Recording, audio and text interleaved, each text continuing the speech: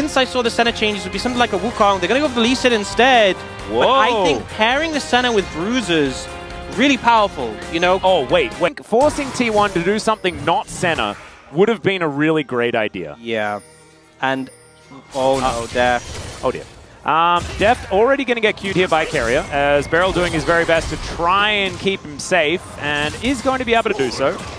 Tornado going to connect though, and now BDD is coming in. Another Q going to land here from Carrier, looking for first blood, and he's going to boop him back, but the flash forward's going to be there. That's going to be first blood going over to Lee Sin, but Carrier might pay for it. Deft is now in an awkward position. He's going to flash. BDD gets a kill, but so does Faker. Pyoshik's going to turn up. One after the other, they head towards the enemy jungle. That flash was sick from Pyoshik, and now Ona might find himself in a rough position, but it's 2-2, guys. Let's back off.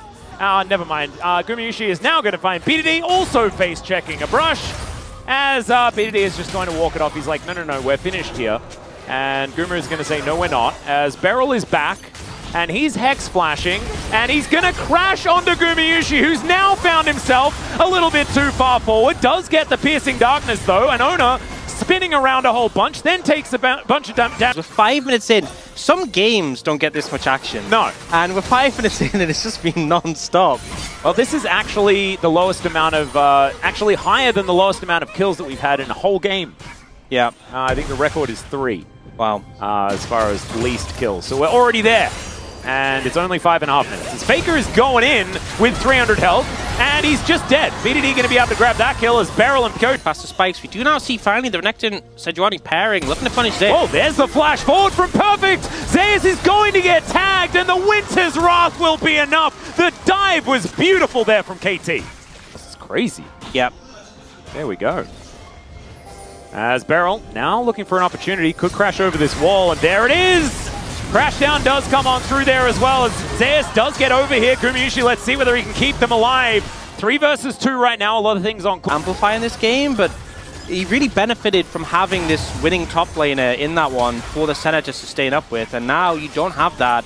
Perfect moving around. He's so strong in these early grub fights. Yep, teleport is going to come in here as Perfect getting in. There is the crash down from Beryl. Mega Inferno Bomb right on top of Ona as the grubs are being taken down in the meantime. Carrier dashing into the backline. Perfect surviving for so long, but will eventually be taken down, and the damage is kind of missing here from KT, but these health bars going lower when the bouncing bombs do land. Gumayushi taking a lot of damage, but he is going to still get the ult off. The Dawning Shadow layered across. Deft is going to sacrifice himself to get the kill onto the center, but the team Such a troll move, but we'll see.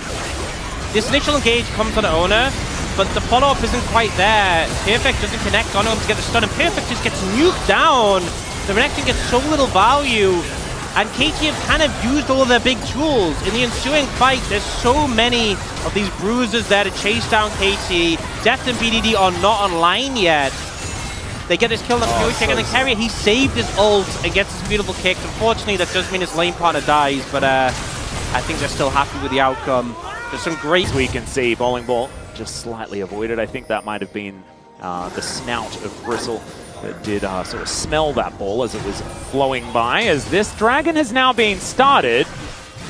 And KT, will they actually commit to any sort of play? Carrier going to get spotted out as the tower is going to be taken, and KT just giving this one up, saying instead, we're just going to try and take your stuff. And with a Ziggs, it kind of makes some sense. Satchel can go down, doesn't even need it, and KT get 2 turrets in trade for a single Ocean Drake. And they might even wait, two turrets, I said. I said 2 turrets. By Jove. Never mind, that Pincer is going to get caught out here by Perfect, who does dash his way out. A long way away from any sort of turret right now. You can see Carrier also now moving away. Beryl looking for that flank as Zayas gets on top of his ward once again. The snare going to get picked up by Beryl here as Ona moves over. It's going to be a 50-50, but a take by the Smolder somehow. Carrier steps on 2 balloons and gets down on your team. They don't have to worry about that for another 5 minutes. So good moves there from KT. Good secure. Oh, TP flank coming in. This is from Carrier. Yeah, this is very aggressive. But Gumayushi's just going to get dove on top of Deft. Takes him down with a Mega Inferno Bomb. And Carrier now just not able to find those angles, because without the center, what is this comp actually capable of? as now it's Perfect teleporting in. Zayas gonna get thrown around like a ragdoll. These executes starting to fly in as he looks to be a hero, but he's burnt to death by BDD. The kick, it's gonna connect and Carrier takes down his ex-teammate, but at what cost? As Faker is at full health, he puts up the wind wall, but 1 versus 4, I just don't think it's going to be enough. The last breath comes down, but it is exactly that. He'll take God, and they just lose their whole team. This is one of the concerns with this low-level center, is how squishy you are. I mean, it doesn't even feel like they... I mean, yes, Barrel jumped on him and they ulted, but he lost so much health just from the WQ for BDD, and then the flank angles attempted. But first off, we get Zayas. Okay, Zayas is now in a 1v4 situation. Okay, Zayas is dead. Who's up next? Okay, Carrier's turn. Carrier and Owner on a 2v5 situation. Okay, now Faker's like, cool. Me and Owner in a 2v4 situation. It's always stacked against T1 for the entire fight. And even though there's some little expressions of skill where they take out members of... But this is the thing, is KT can be so patient because...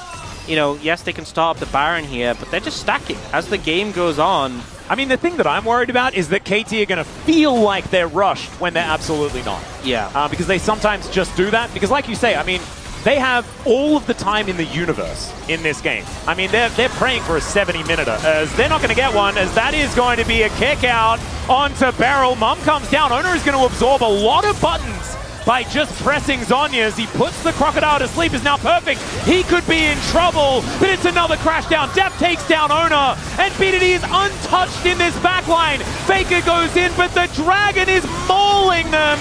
Deft satchels his way out. That's the Crocodile locking down a kill, and now it's BDD flapping forward, and he can feel the wind in his wings, and Zayas is just gonna go down. It's a triple kill for the Little Dragon. He is legendary. And I don't even think he needs his mom anymore. Over the game, and now they might end, actually. It's a Ziggs. Yeah, Owner is up in 4 seconds time, but like you were saying, there are satchels aplenty here for this Ziggs, as Deft has already gone to work on that first turret. The Nexus is all but dead as it is exposed. The Mega Inferno Bomb just for good. Stranded.